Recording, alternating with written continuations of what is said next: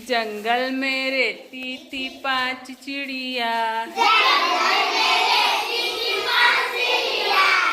जंगल में रहती थी 5 चिड़िया।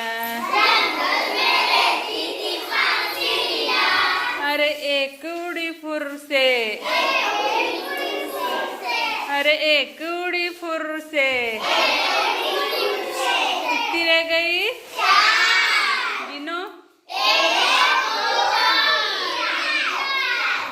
जंगल में रहती थी 4 चिड़िया। जंगल में रहती थी 4 चिड़िया। अरे एक उड़ी फुर से,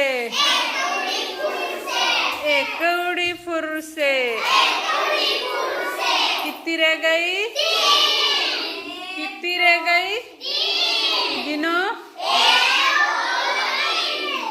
जंगल में रहती थी 3 चिड़िया। जंगल में रहती थी 3 चिड़िया। एक उड़ी फुर से, एक उड़ी फुर से, कितनी रह गई? जंगल में रहती थी 2 चिड़िया। जंगल में रहती थी 2 चिड़िया। अरे एक उड़ी फुर से, एक उड़ी फुर से,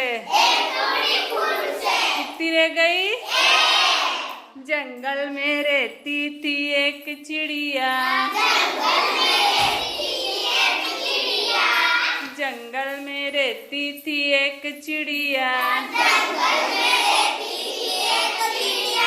अरे वो भी उड़ी फुर से,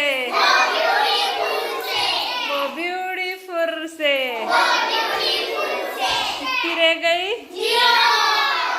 कुछ नहीं मतलब